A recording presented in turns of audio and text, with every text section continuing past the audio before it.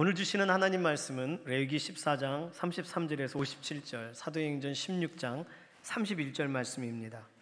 여호와께서 모세와 아론에게 말씀하여 이르시되 내가 내게 기업으로 주는 가나안 땅에 너희가 이를 때에 너희 기업의 땅에서 어떤 집에 나병 색점을 발생하게 하거든 그 집 주인은 제사장에게 가서 말하여 알리기를 무슨 색점이 집에 생겼다 할 것이요 제사장은 그 색점을 살펴보러 가기 전에 그 집안에 있는 모든 것이 부정을 면하게 하기 위하여 그 집을 비우도록 명령한 후에 들어가서 그 집을 볼지니 그 색점을 볼 때에 그 집 벽에 푸르거나 붉은 무늬의 색점이 있어 벽보다 우묵하면 제사장은 그 집 문으로 나와 그 집을 이레 동안 폐쇄하였다가 이레 만에 또 가서 살펴볼 것이요 그 색점이 벽에 퍼졌으면 그는 명령하여 색점 있는 돌을 빼내어 성밖 부정한 곳에 버리게 하고 또 집안 사방을 긁게 하고 그 긁은 흙을 성밖 부정한 곳에 쏟아버리게 할 것이요 그들은 다른 돌로 그 돌을 대신하며 다른 흙으로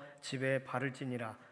돌을 빼내며 집을 긁고 고쳐 바른 후에 색점이 집에 재발하면 제사장은 또 가서 살펴볼 것이요 그 색점이 만일 집에 퍼졌으면 악성 나병인즉 이는 부정하니 그는 그 집을 헐고 돌과 그 제목과 그 집의 모든 흙을 성밖 부정한 곳으로 내어갈 것이며 그 집을 폐쇄한 날 동안에 들어가는 자는 저녁까지 부정할 것이요 그 집에서 자는 자는 그의 옷을 빨 것이요 그 집에서 먹는 자도 그의 옷을 빨 것이니라. 그 집을 고쳐 바른 후에 제사장이 들어가 살펴보아서 색점이 집에 퍼지지 아니하였으면 이는 색점이 나은 것이니 제사장은 그 집을 정하다 하고 그는 그 집을 정결하게 하기 위하여 새 2마리와 백향목과 홍색실과 우슬초를 가져다가 그 새 하나를 흐르는 물 위 그 질그릇 안에서 잡고 백향목과 우슬초와 홍색실과 살아있는 새를 가져다가 잡은 새의 피와 흐르는 물에 찍어 그 집에 7번 뿌릴 것이요 그는 새의 피와 흐르는 물과 살아있는 새와 백향목과 우슬초와 홍색실로 집을 정결하게 하고 그 살아있는 새는 성밖 들에 놓아주고 그 집을 위하여 속죄할 것이라. 그러면 정결하리라. 이는 각종 나병 환부에 대한 규례니 곧 옴과 의복과 가옥의 나병과 돋는 것과 뾰루지와 색점이 어느 때는 부정하고 어느 때는 정함을 가르치는 것이니 나병의 규례가 이러하니라. 아멘. 사도행전 16장 31절은 함께 읽습니다. 시작. 이르되 주 예수를 믿으라 그리하면 너와 내 집이 구원을 받으리라 하고. 아멘. 혹시 옆에 어린아이가 앉아 있는 가족이 있으십니까? 예, 옆에 아이가 있다고 생각하고 예, 아이들을 좀 축복하면서 그저껜가 5월은 어린이 달이다 그렇게 소리를 지르더라고요. 저희 아이들이 어버이 날도 있는데 그래서 아이들을 좀 이렇게 축복하는 마음으로 예수님이 너희들을 사랑하신단다 이렇게 좀 약간 드라마처럼 한번 해볼까요? 쓰다듬어주면서 머리를 예수님이 너를 사랑하신단다 따라해 주시는 분은 복을 받으실 줄로 믿습니다. 예, 집에서 하시면 돼요. 연습 한번 한 거예요. 다 크면 예수님이 이렇게 큰 아이를 예, 와인츠버그라는 성이 있습니다. 저도 검색을 했지만 이게 와인츠가 맞는 건지 이 단어 자체 뭔지 모르겠지만 와인츠버그라는 12세기 당시에 굉장히 부강한 성이 있었어요. 어느 누구도 그 성을 점령할 수 없었던. 근데 어느 날 전쟁이 일어나서 그 성이 포위가 되었습니다. 그리고 항복을 권유당하게 된 거죠. 부끄러운 상황이죠. 굉장히 유명하고 부강한 성인데 이런 어려움을 당하게 되었습니다. 적군의 수장이 편지를 보냈습니다. 남자들만 목숨을 포기하면 가족들을 살려보내주겠다. 그러자 성 안에서 편지가 전갈이 왔습니다. 그것은 와인츠버그 성에 있는 여성들이 어떤 편지를 보낸 거예요. 가족들을 살려주겠다고 했으니 여자들과 아이들을 살려주겠다고 했다면 우리들이 나갈 때 빈손으로 나가게 하지 말아달라. 우리가 집안에 있는 보물을 하나씩은 가지고 나갈 수 있게 해달라. 그러면 문을 열어주겠다. 무혈입성, 싸우지 않고 성을 얻을 좋은 기회죠. 그리고 어차피 남자들은 항복하게 될 테니까요. 적군의 수장은 그 제안을 받아들입니다. 그리고 성문이 열리는 날 아이들과 여자들만 나오기로 한 그날이 되었습니다.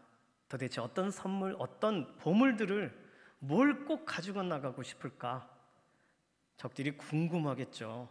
그래서 이렇게 유심히 보니까 아이들이 나오고 뒤에 엄마가 따라오는데 뭘 하나씩 짊어지고 나와요. 남편들을 업고 나오고 있는 거예요. 보물이니까. 그래서 적군의 적장이 모두를 살려줬다고 하는 실화라고 합니다. 저도 이야기를 들은 건데요. 우리 보물이 가정에 있습니다. 남편분에게는 아내가 보물이고, 아내분에게는 남편분이 보물이고, 또 부모님께는 자녀들이 보물이고, 자녀들이 볼 때는 연로하시지만 그 어릴 때는 우리들이 어릴 그때 청청하셨던 분들이잖아요. 보물이세요. 보물이 가정 안에 있는데 딴 데로 눈 돌리면 안 되겠습니다. 5월 가정의 달이니까 우리가 가정을 좀 생각하는 그런 아주 중요한 이야기 같습니다. 하나님은 집을 세우시는 분이십니다. 집이 세워지는 것에 관심이 있으세요. 어느 아파트를 입주한다고 했을 때 그 아파트에 어떤 문제가 있거나 그러면 부모님의 마음이 거기다 가 있겠죠. 우리 아이들이 살 집인데 가서 살펴도 보고 돌아도 보고, 집이 튼튼한지 벽도 좀 쿵쿵 아버지는 쳐도 보시고, 엄마는 이렇게 싱크대 밑에나 이런 데 또 살펴봐 주시고, 자녀들이 살 집이니까 집이 잘 세워져 있는지 관심이 있으실 겁니다. 하나님도 그러세요. 하나님은 특히 집을 세우시는 분이세요. 시편 127편 1절에 여호와께서 집을 세우지 아니하시면 세우는 자의 수고가 헛되며, 이렇게 기록하고 있습니다. 세우는 자의 수고가 아무리 열심히 세워도 하나님이 세우시지 않으면 헛되다는 거죠. 다시 말하면 하나님은 집을 세우기를 원하시는 분인 줄로 믿습니다. 마찬가지로 하나님은 집만 세우고 건축하고 또 건축하고 건축하는 분이 아니세요. 건축한 것을 유지시키시는 분, 집을 지키시는 분이십니다. 그래서 시편 127편 1절 하반절에는 여호와께서 성을 지키지 아니하시면이라고 말합니다. 파수꾼의 깨어있음이 헛되도다. 파수꾼이 아무리 잘 깨어있어도 하나님이 지켜주지 않으시면 이것이 비단 성만의 문제겠습니까? 각각의 가정도 하나님이 지키셔야만 되는 줄로 믿습니다.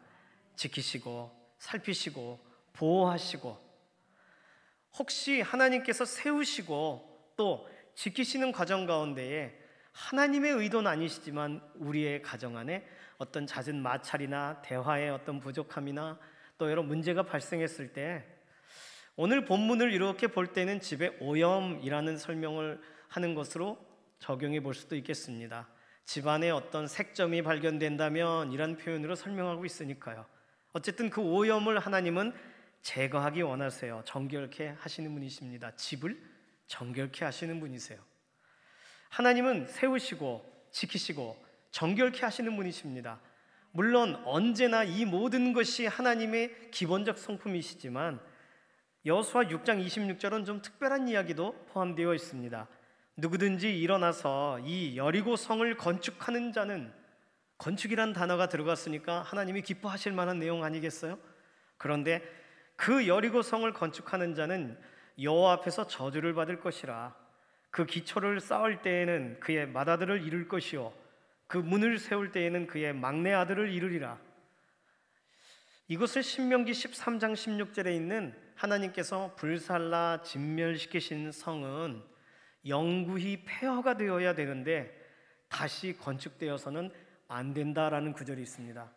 이것에 대한 하나님의 여호수아 가나안 땅 갔을 때의 응답의 내용이 바로 하나님께서 세우지 말라 하신 곳이 세워질 경우에는 하나님은 기초를 쌓는 자를 치시고 문을 세우는 자를 넘어뜨리신다고 기록합니다. 그러니 하나님은 하나님의 방식대로 세워지는 걸 원하신다는 거죠. 모든 게 잘 세워지는 걸 다 원하시면 바벨탑은 그냥 내버려 두셨어야 돼요.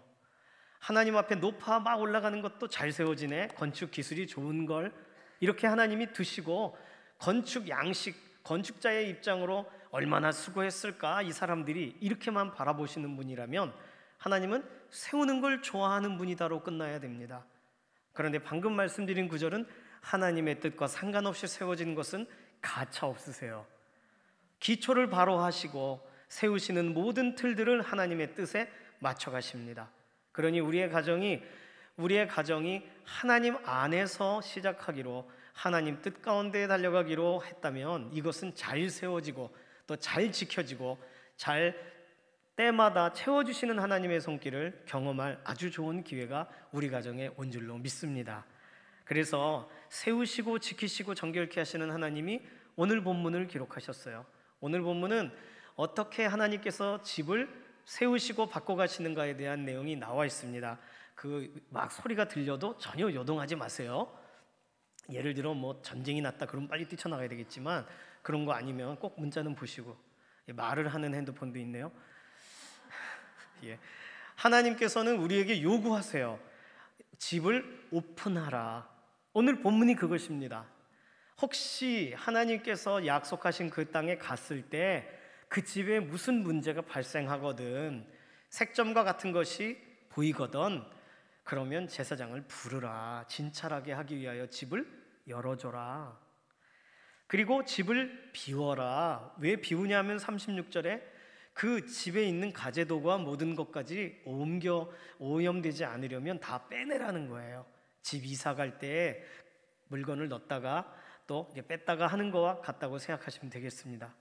그리고 40절에는 집을 수리하게 하실 때는 오염된 돌을 빼내고, 돌만이 아니라 옆에 혹시 모르니까 돌 위에다가 흙을 발랐지 않습니까? 흙을 다 긁어내는 거예요. 그 다음에 돌을 새로운 걸 갖다 꼈으면 새로운 흙을 바르게 되는 거죠. 이것을 제사장이 판단할 기회를 하나님께서 각각의 집에 문제가 발생했을 때 제사장을 보내시면서 진행하십니다. 혹시 오염된 상황이 심각하면 이제는 돌을 한두 개 빼는 문제가 아니라 집을 헐어야 돼요. 집을 허물어야 됩니다. 그래서 그곳에 진 바깥으로 목재, 돌 이런 걸 다 옮겨야 됩니다. 오늘 본문은 제가 설명을 다시 드리면서 이것은 지금 천막 생활을 하던 이스라엘 백성들에게 하신 말씀이 아니라 그 땅에 가서 가나안 땅에 벽돌집을 짓고 살아갈 때의 얘기를 미리 하시는 것으로 바로 아실 수가 있었을 겁니다. 지금은 와닿지 않는 말이에요.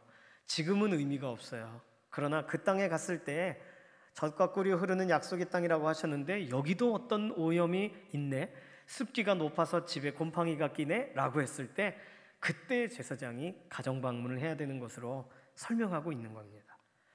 오늘 이 본문을 읽는 동안 우리는 이 본문 안에서 가정사에 문제가 있다거나 가정의 형편에 대한 것을 설명하고 있지 않다는 것에 주목해야 됩니다. 지금까지는 제사와 연관된 거나 어떤 정결 예식과 연관될 때 그의 형편에 따라 비둘기를 준비하거나 이런 부분은 설명이 되었었습니다. 오늘은 그런 것을 설명하진 않아요. 집 자체의 오염도에 따라서 집을 어떻게 할 거냐를 말해줍니다. 성경은 집이라고 말하고 있지만 사실 사도행전 16장 우리가 함께 읽은 31절은 너와 내 집이 구원을 얻으리라. 그러면 오늘 레위기 말씀대로 집 하면 건물 이렇게 연결되어야 되는데 성경은 구약 레위기에는 집, 건물에 대한 설명을 하는 것처럼 보이나 결국에는 신약에 가서는 집이라는 단어는 가정 공동체, 나와 함께 혈육 간에 또 하나의 가정을 이루고 있는 그런 최소 단위의 공동체를 설명하는 말로 집이라고 말해줍니다. 그래서 초대교회는 대부분 집에서 시작했죠. 초대교회의 지역별 교회는 누구누구의 집에 문안하라 라는 말로 그 집에 식구들, 하인들이 있을 수도 있고 모두가 함께 교회됨을 이루고 있었어요. 집은 굉장히 중요합니다. 내가 어디 거주하는지, 그래서 내가 어떤 삶을 살아가는지를 대표하고 있는 거죠. 그래서 옛날에는, 요즘은 안 그렇지만 전화가 오면 띠리링 그러면 평창동입니다 이렇게 전화하면 내가 어디 사는지, 이 사람 수준이 어떤지를 거기서 바로 얘기를 해주는, 제주도입니다. 요즘 우리가 가장 가고 싶은 곳이죠. 그러니 집이 있는 터전, 그곳은 오늘 우리를 규정해주고 설명해주는 아주 중요한 내용이 됩니다. 또 어떤 분들은 우리에게 피부가 여러 개가 있는데 이름도 하나의 우리의 피부일 수 있고 또 우리의 옷도 하나의 제2의 피부가 된다면 집은 제3의 피부가 된다, 이렇게까지 설명하신 분이 있었습니다. 나를 설명해 줄 수 있는 내용이라는 거죠. 계란을 보면은 껍질이 있고 그 안에 이렇게 영양분, 먹을 수 있는 영양분이 있고 그 다음에 노른자가 있고 그렇지 않습니까? 오늘 집이라고 할 때 그냥 건물을 정리하라, 청소하라로 받아들일 문제가 아니라 하나님께서는 우리가 거하는 그곳에 관심을 가지시고 우리를 통하여 그곳이 바뀌기를 원하신다라고 할 때 가정의 이야기로 바로 연결을 시켜야 되는 줄로 믿습니다. 질문을 한번 드려볼까요? 오늘 이 본문을 쭉 보시면서 혹시 이런 일을 우리 집에서 하신 적이 있으신가요? 우리 집에 이러이러한 일들이 있으니까 이걸 좀 해결해 주십시오. 그래서 예를 들어 사역자분들이 방문했다거나 아니면은 또 가족 안에서 이런 절차와 비슷하게 또 하나하나 점검했다거나 혹시 이런 유사한 일이 있으셨습니까? 저희 부모님은 외가 친가 쪽이 모두 믿지 않으시는, 저희 부모님도 믿지 않으셨었습니다. 신앙생활을 하지 않으셨고 믿는 사람들이 가까이 와도 영향을 받는 부분에 이렇게 제한적이셨어요. 예수님 믿으세요 그러면 그분을 피해 다니시는 분이셨어요. 그런데 어떤 이유로 인하여 이 교회를 다니시게 되었습니다. 아이가 태어나니까 아이들을 더 바라보고 그 아이들과 미래의 소망을 더 갖고 이런 생각을 하시다 보니 뭔가 믿어야겠다. 그래서 집 앞에 눈에 보이는 교회를 찾아가게 되신 거죠. 신앙생활은 시작할 때 아무것도 모르는 상태로 시작하셨기 때문에 그냥 출석하시는 걸로, 출입하시는 것으로 그냥 주일날 또는 뭐 기도회 날 가시는 것으로 신앙생활을 연결해 살아오셨습니다. 그러다가 성경 공부, 이런 뭐 우리로 말하면 목장 모임, 또 우리에겐 침례, 저희 부모님은 장로교를 다니셨기 때문에 세례문답, 세례 이런 과정을 통해서 점점 조금씩 하나님의 말씀에 대해서 알게 되고 하나님 말씀 앞에서 믿어지게 되고 이런 놀라운 현상을 경험하게 되셨습니다. 직분 이렇게 집사님 하고 부름을 받게 된 이후에는 나 집사님이 됐는데 이제는 좀 달라야겠구나 이런 생각을 가지셨던 것 같아요. 그래서 이제는 어머님, 아버님이 신앙생활하지 않는 것에 초점을 갖게 되었습니다. 시골 내려갈 기회가 될 때마다 가서 복음을 전하시는 거죠. 할아버지께, 할머니께, 양가 모두. 천천히 기회가 될 때마다 그냥 집에 가기 전에 아버지 잠깐 얘기 들어보세요 이렇게 말을 꺼내신 거죠. 그러니 이렇게 천천히 얘기되다 그래 내가 그럼 교회 나가겠다, 예수님을 영접하겠다, 이런 특별한 삶의 순간이 찾아오게 되었습니다. 할아버지 할머니가 믿으시니까 이제는 형제분들도 함께 이제 신앙생활의 자리에 초청되기 시작했습니다. 그러면서 첫 번째로 저희 부모님이 집에 내려가셔서 하신 일이 한 가지가 있어요. 그것은 뭐냐 하면 각각 집안에 있던 특별한 예수님과 상관없었던 상징들을 치워버리기 시작한 겁니다. 신주단지라고 부르는 거죠. 어느 방에 이렇게 고귀하게 또 조상과 연관돼서 의미를 부여하여 방마다 있었던 그것을 하나하나 끌어내시면서 정리하시는 날을 갖게 됩니다. 부모님을 설득해요. 예수님 믿은 다음에는 다른 건 버려야 돼요. 정리해야 돼요. 한번 목사님하고 내려갈 테니까 내려가서 이 문제 이렇게 할 거예요. 같이 예배 드려요. 이러면서 그날 바로 신주단지를 버리고 각 방마다 십자가를 이렇게 종이로 빨간 색깔로 붙이면서 기도하고 각 방을 축복하면서 집을 하나님 앞에 봉헌합니다. 하나님, 이 집의 주인이십니다. 이 집을 다스려 주세요. 신앙생활 지금 처음이십니다. 가족들이 더 깊이 믿어지게 해주세요. 이런 기도를 하신 거죠. 제가 지금 설명드리는 것은 각 집안마다 스토리들이 다 있는데 어떤 때는 예수님을 개인적으로 영접해야 될 만남의 때가 있고 어떤 때에는 그 만남이 서로 간의 교제로 연결돼야 되는 때가 있고 또 어떤 때에는 예수 그리스도 믿는 사람답게 집안을 정리해야 될 때가 있다는 사실입니다. 예수님을 믿고 이후에 가족이 예수님을 믿게 되면서 함께 집을 정리했던 일, 그것이 신앙생활에 점점 확장되는 또 다른 일로 주어지게 된 것이죠. 예수님 만나고 중풍병자도 그 누웠던 자리를 들고 일어서는 행동을 하였습니다. 그러니 자신이 영원히 누워있을 거라고 생각했던 그곳이 예수님으로 인하여 내가 들고 갈 수 있는 것으로 바뀌었어요. 정리가 필요했던 부분이죠. 스스로는 할 수 없어요. 예수님이 명하시니까 예수님께서 말씀하시니까 그 일이 가능해졌습니다. 우리에게도 5월 가정의 달이라고 한다면 가정끼리 행복하고 즐거운 것도 참 좋지만 우리 가정 안에 한 번쯤은 정리되어야 될 부분은 무엇인가를 돌아보게 오늘 이 본문이 우리 앞에 놓여져 있습니다. 오늘 우리도 가정에 대해 좀 더 특별하게 생각해야 될 시간이 된 것이죠. 예수님이 우리의 삶에 찾아오신 이후, 자, 두 번째 질문입니다. 예수님이 나를 만나주시고 내가 예수님을 믿게 된 이후 예수님은 우리의 집에 어느 만큼 들어오셨습니까? 문 앞까지 오셨을 경우가 있겠죠. 예수님 감사해요. 우리의 문 앞이라고 생각할 수 있겠습니다. 예수님께서 우리의 안방까지 혹시 들어오신 경우 있으십니까? 우리의 심각한 개인적인 문제, 아무에게도 꺼내지 않는 그 문제를 아뢰셨다면, 기도하셨다면 그럼 예수님을 안방으로 초청하신 거예요. 각각의 방들, 예수님이 원하시는 대로 재배치되기 원하고 예수님께서 기뻐하시는 대로 우리의 가정이 움직이기 원합니다라고 혹시 예수님을 초청하고 예수님께서 우리의 삶을 다스리시도록 때마다 아뢰고 상황과 상황, 문제와 문제에 예수님을 주인으로 인정하셨다면 그러면 더 깊이 우리의 가정을 만나주고 계실 겁니다. 오늘 이 본문을 집을 오픈하고 비우고 수리하고 헐게 되는 이 과정이 예수님께서 우리 집에 찾아오시면서는 집을 허는 일은 없죠.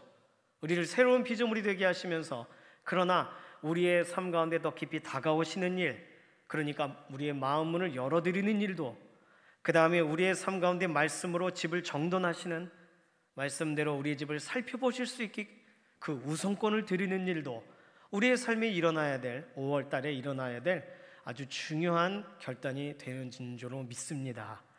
오늘 우리의 삶 속에 있는 색점은 뭐 전염병 또는 뭐 이런 문제들로 생각할 수 있겠습니다. 실제로 전염병이 집에 있다 하면 사람 몸에 있고 또 옷에까지 묻을 수는 있어도 집까지 묻을 수 있나요? 그래서 여기 전염병이란 단어가 사실은 히브리어 사용되고 있는 단어가 어떤 병이란 단어보다는 그 색점, 이런 뭐 나병 이렇게 같은 단어들을 쓰고 있지만 우리 삶에 있는 문제들이라고 적용해도 전혀 문제가 되지 않겠습니다. 예수님이 우리의 삶에 어디까지 오셨는가? 예수님 잠깐 나가 계세요. 우리끼리 해결하고 말씀드릴게요. 이러한 사례와 예수님께 먼저 여쭤보고 우리 어떻게 해야 될지를 듣고 싶습니다. 이것과는 무게가 다르죠. 오늘 본문과 연관돼서 우리의 삶 가운데 예수님께서 얼마나 더 찾아와 더 들어와 계시는가 한번 생각해 볼 필요가 있겠습니다. 우리 방에만 예수님이 주인이시면 또 다른 방에 예수님의 주도권, 소유권에 대해서 우리가 올려드릴 필요가 있죠. 각각 가제도구를 꺼내고 방을 다 돌아보실 수 있게 제사장에게 그 집을 오픈하였던 것과 같이 우리는 거기까지 나아가는 5월이 되기를 소망합니다. 자녀들의 방 마음대로 열기 어렵죠. 허락도 받아야 되고 청소 한번 잘못했다가 그 어디 있어? 라고 얘기하면 찾아서 대령하기도 쉽지 않습니다. 그러니 자녀들이 성장하고 성장하면 자녀들은 개인적인 공간, 개인적인 생각들을 더 많이 해서 부모와의 대화가 점점 멀어지고 단절됩니다. 그러나 그럼에도 불구하고 우리는 그럼 이 본문을 우리의 삶에 적용할 때 이 집을 원하시는 대로, 기뻐하시는 대로, 이렇게 정결케 하시기 원하시는 대로 회복되어지기 원하는 마음으로 이 본문을 대할 때 우리는 이번 5월에 어떻게 이 사안들을 적용해야 될까요? 집을 열어드린다, 또 비우라 하고 하시면 말씀에 순종한다, 문제를 맡긴다. 이 내용들, 이것을 좀 축약해서 3가지 정도로 정리할 수 있겠습니다. 첫 번째는 말씀을 따라가기로 결정하는 것입니다. 오늘 레위기 본문은 하나님께서 이러이러하게 말씀하셔서 제사장이 해야 될 일들을 설명하시지만 이 사실은 일반 우리 동역자, 우리 믿음의 성도님들이 알고 있어야 제사장을 청하죠. 제사장이 매년 때마다 공지사항을 해서 집에 색점이 있으면 얘기하시오, 뭐 이런 식으로 광고를 하는 게 아니니까요. 알아서 제사장을 청해야 됩니다. 그 말은 말씀의 기준이 나에게 와 있어야 된다는 거죠. 말씀의 기준이 나에게 와 있어야 되고 또 우리의 가정에 가정을 오픈하는 순간 한 번도 우리 집에 들어와 본 적이 없는, 그러나 이 색점의 문제를 해결하기 위해 제사장이 들어올 때 우리의 집은 우리가 규격화해놓고 나눠놨던 모든 기준이 흐트러지게 됩니다. 그러함에도 불구하고 문제를 직시하고 제사장을 청할 때에는 결국 말씀의 기준을 따라가고자 하는 사람만이 시작부터 끝까지 가겠죠. 색점을 숨긴다면, 그 집 전체가 오염된 다음에 얘기를 하면, 그러면 그때 얼마나 이런 피폐함이 크겠습니까? 작은 것을 발견하더라도 그것을 말할 수 있는 용기도 필요해요. 그것은 전적으로 말씀 앞에 서는 사람만이 가능합니다. 오늘은 어린이 주일인데 어린이와 함께 말씀을 나누는 기회는 없어요. 물론 유치부도 유초등부도 지금 모이고 있습니다. 어린이들을 위해서 계속 기도해 주시기를 바랍니다. 어린이들이라면 만약에 엄마 아빠가 숙제를 내었다고 생각해 보실까요? 우리 집에 이렇게 보다가 벽돌을 보다가 색깔이 좀 푸르스름하고 붉으스름한 걸 보면 손으로 만지지 말고 바로 신고해라. 아이들이 잘하겠죠. 성경에는 푸른색을 설명하지만 이 푸른색이 아니라 사실은 연녹색, 초록색이라고 새벽에 말씀을 드렸습니다. 푸른색과 녹색에 대한 구분이 이렇게 달라요. 연녹 색깔, 혹시 또 붉으스름한 색깔의 색점, 그것은 곰팡이에 해당이 되는 것이니까요. 아이들은 그거를 찾겠죠. 그리고 엄마한테 아빠한테 얘기하겠죠. 그러면 부모는 이것을 말할까 말까, 그냥 내버려 둘까 말까 고민하면 안 되고, 말씀 앞에 서 있다면 그러면 이 사실을 제사장에게 말해야 됩니다. 만약에 좀 기다려보자, 우리 집 정리가 된 다음에 그 다음에 얘기하자라고 하면 누가 제사장에게 달려가겠습니까? 아이들이겠죠. 엄마 아빠는 숨기고 있어요. 집에 색점이 발생했습니다. 말씀을 순수하게 받아들인 어린 아이들이라면 그걸 제사장에게 말하는 게 거리낌이 없어요. 이것은 전염되는 문제이기 때문에 그 집에 끝날 문제가 아닙니다. 누군가는 발견해서 누군가가 제사장에게 말해줘야 돼요. 이것은 우리의 가정이 필요하고 가정의 계획 세운 것보다 우선되어지는 것이죠. 하나님의 말씀의 기준이 그러하다 하니 말씀에 반응하는 것을 우선시하는 삶, 이것이 말씀을 따르는, 말씀 앞에 상황을 비춰보는, 말씀 앞에 집을 의탁하는 그런 걸음이 되겠습니다. 내 마음 그리스도의 집이라는 작은 서책자 내용도 비슷합니다. 예수님이 집에 찾아오세요. 찾아오시면 예수님이 각 방을 다니세요. 서재에 가면 여러 가지 책이 많은데 그 책들 집중되지 못하고 헷갈릴 때 내 그림, 내 사진을 보렴 하고 초상화를 주세요. 그러면 서재의 정중앙에 예수님을 보고 책을 읽게 만들어 주십니다. 식당에 가면은 식당에 많은 음식들이 많지만 예수님은 같이 드실 생각을 하지 않습니다. 예수님은 내가 너에게 주고 싶은 양식이 있다, 네가 모르는 양식이 있다, 그러면서 말씀을 나눠주세요.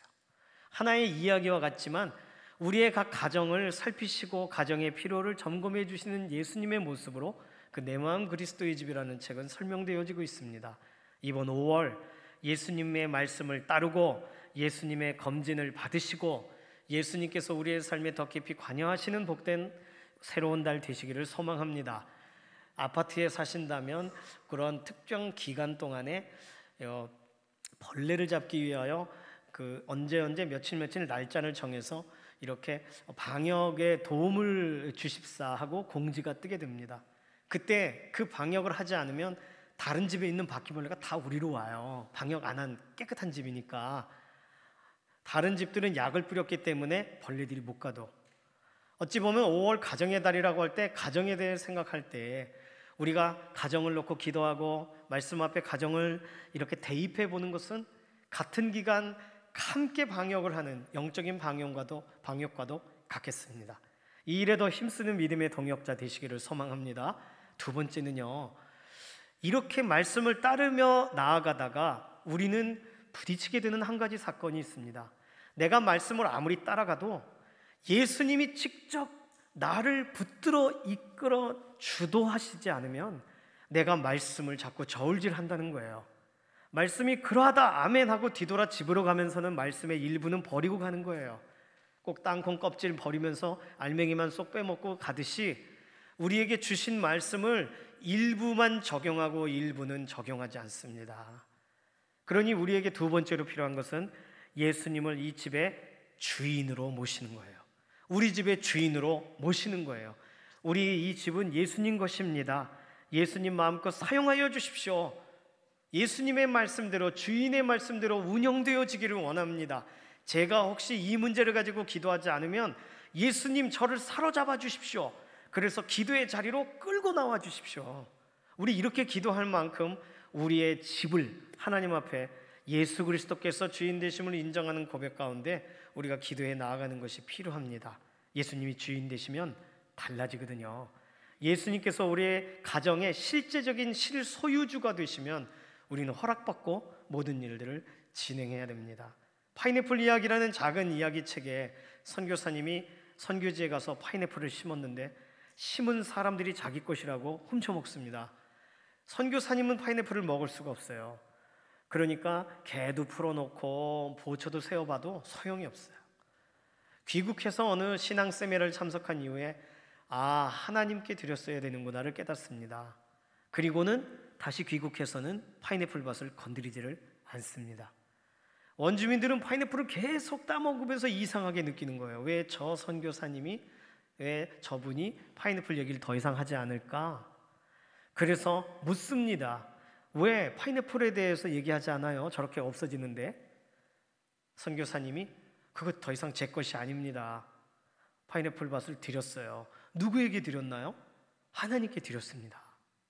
어쩐지 하나님께 드려서 우리가 이 문제 가운데 시달리고 있구나. 맨날 훔쳐먹으니까, 하나님 걸 도둑질하니까 아이고 다시는 그럴 수가 없어요. 그러면서 도둑질하는 일을 멈춰서 파인애플이 이제 막 더 자라는 모습을 선교사님이 보게 됐다고 합니다.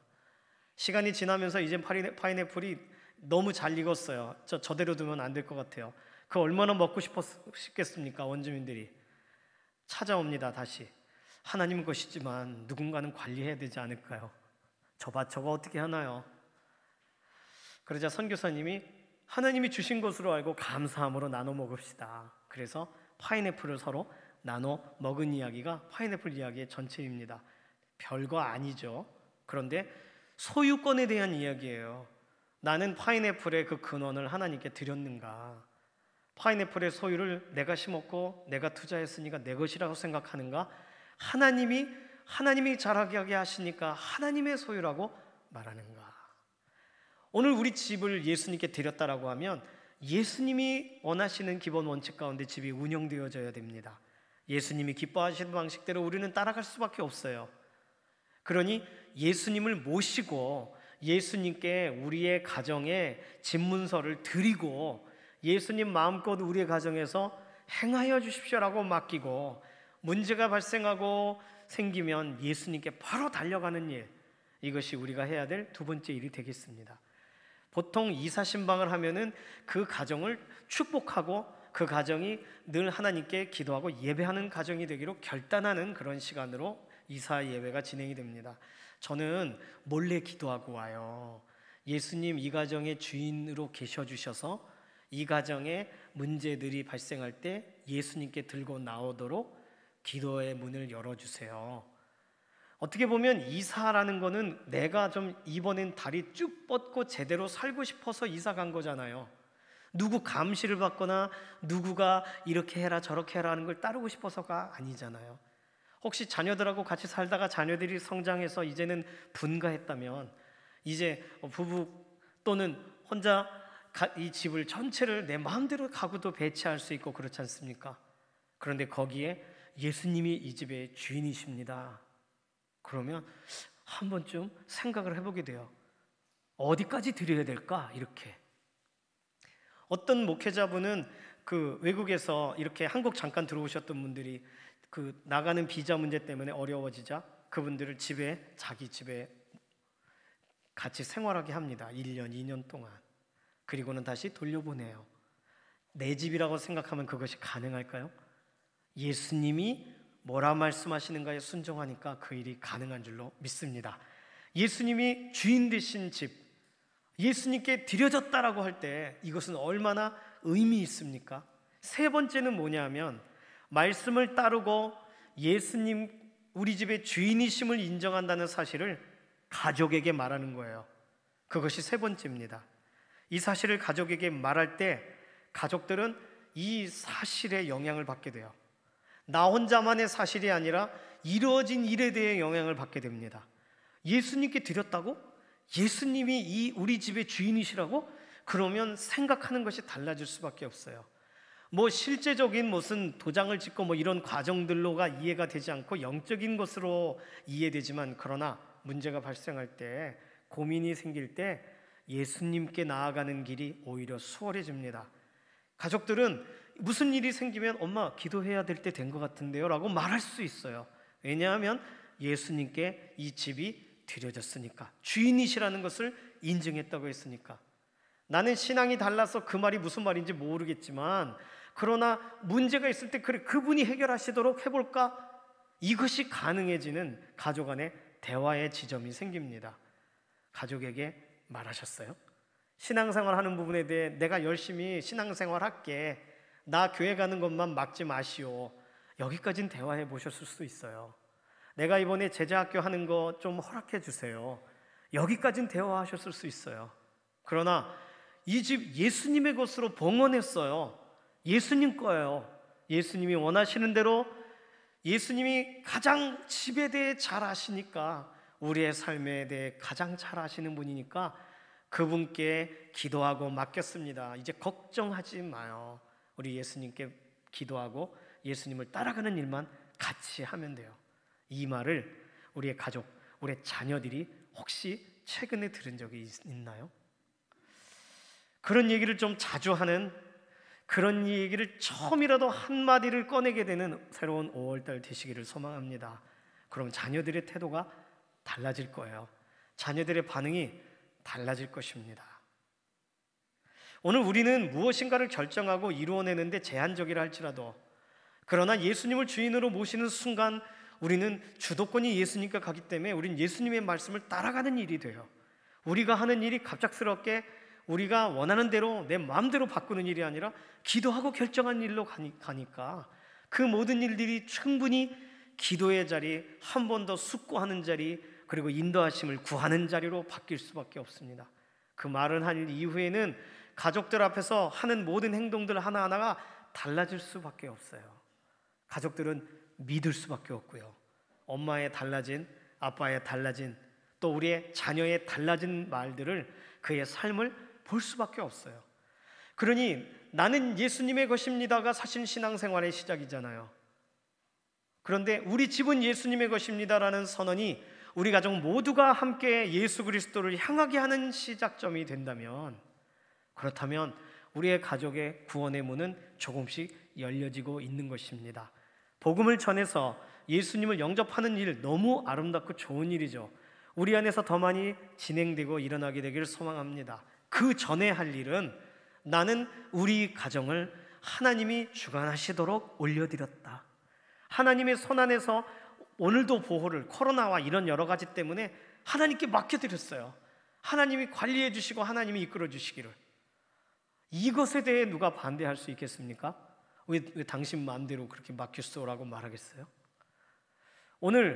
우리는 오늘 이 본문을 대하는 동안 하나님만이 집을 바로 세우실 수 있는 분이고, 하나님만이 집을 정결케 하시는 기준을 제시하실 수 있는 분이고, 우리의 삶을 우리 혼자만이 아니라 너와 내 집이 구원을 얻으리라 말씀하셨으니 집까지 확장하셔서 예수 그리스도 안에 들어오게 하시는 것이 하나님의 계획이신데, 그러면 이제까지는 나 혼자 신앙생활하고 외롭게 걸어왔지만 이제부터는 하나님이 우리 가정에 더 깊이 찾아와 함께 거하시는 자리로 우리의 가족들, 우리의 자녀들에게도 오픈된, 나눠지는, 대화되는 자리가 우리 5월에 일어나게 되기를 소망합니다. 오히려 이것이 훨씬 더 하나님께 가까이 나아가게 하는, 하나님에 대해 한 번 더 생각하게 하는 그런 걸음이 됩니다. 팔레스타인은 대부분 이 소금이라고 할 때는 이 암염 덩어리에서 채취한 소금이라고 말합니다. 사해에 가보셨지만 그 바닷물이 누적돼 가지고 돌덩어리처럼 딱딱해요. 그것을 갈아가지고 소금의 맛을 낸다 하지만 사실 간다고 해도 소금과는 조금 다릅니다. 이 암염 덩어리를 관리를 잘하지 못하면, 비가 와서 젖거나 물에 잠겨 있으면 소금기가 녹아내려서 딱딱한 돌과 같은 것만 남는데요. 밥을 하셔서 밥이 오래되면 밥이 뭐가 되죠? 딱딱하게 돌덩이처럼 딱딱해집니다. 그 깨물어 녹여 먹으려고 해도 잘 안 돼요. 그러니 소금, 암염 덩어리는 얼마나 더하겠습니까? 그래서 이것을 성경에서 말할 때 마딜은 소금이라고 말한다고 합니다. 단순히 소금 자체가 맛을 잃어버리기가 어려운데 암염에서 소금기가 빠지면 돌만 남는 거예요. 그렇게 되면 이 돌을 갈아가지고 밭에다 뿌린다고 합니다. 철분의 효과가 있을 테니까요. 길바닥에 뿌리거나. 5월 우리의 삶에 관리가 될 때 우리는 소금의 맛을 제대로 낼 수 있고 또 빛으로 살아갈 수 있습니다. 그런데 관리가 잘 되지 않을 때는 우리도 모르게 우리의 모습이 세상에 하나님이 세우기 원하시는 우리의 모습이 우리가 생각하는 것만 못하게 우리의 행동들이 제한적일 수밖에 없어요. 맛을 잃어버릴 수밖에 없어요. 누가 관리해 주셔야 됩니까? 우리 하나님이 관리해 주셔야 돼요. 누가 우리 집에 와주셔서 이것을 주관해 주셔야 됩니까? 예수님이 해주셔야 돼요. 소금처럼 살도록 나 혼자 맛을 내는 게 아니라 우리 가족 모두가 맛을 내는 식구들이 되도록 나 혼자 밝아 있고 모든 것이 어두운 것이 아니라 각각의 방에 밝은 빛이 켜지고 세상의 빛이라 말씀하셨으니 빛답게 살아가도록 예수님이 우리의 삶 가운데 더 깊이 관여해 주실 때 우리의 가정은 조금씩 더 바뀌어지게 될 줄로 믿습니다. 5월 예수 그리스도의 손에 관리를 받는, 예수 그리스도의 손에 온전히 쓰임받는 믿음의 가정 되시기를 소망합니다. 이 시간 같이 기도하겠습니다. 이 시간 기도할 때에는요, 혹시 가정의 모든 짐을 어깨에 짊어지셨던 우리 아버지들, 우리 아버님들은 이 짐을 예수 그리스도께 드려서 내 짐은 쉽고 가벼우니라고 말씀하신 예수님의 말씀을 인정하면서 예수님, 이 짐을 예수님의 짐으로 지고 예수님이 원하시는 대로 이 가정이 운영되어지는 자리에 저를 써주소서, 이렇게 의탁하는 기도로.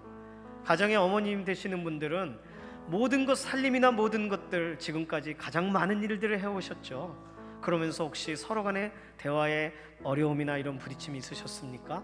그러면 예수님께 정말 마르다가 아닌 마리아처럼 예수님의 무릎 앞에 앉는 일, 그 일이 이번 5월에 진행되어야 되겠습니다.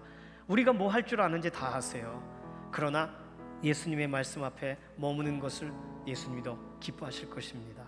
혹시 이 자리에 자녀분들이시라면, 부모님이 멀리 계신다거나 한다면 자녀분들은 예수님께 의지하고 맡겨드려 그 부모님을 만나달라고 이 시간 같이 기도하기를 원합니다. 그래서 5월 우리의 가족 식구들 어느 곳에 있든 예수님과 연관되고 예수님을 만나게 되는, 예수님 때문에 회복되고 일어서는 복된 시간 되도록 우리 가정을 올려드리는 기도로 기도 제목 가지고 주여 한번 부르짖고 통성으로 기도하겠습니다. 주여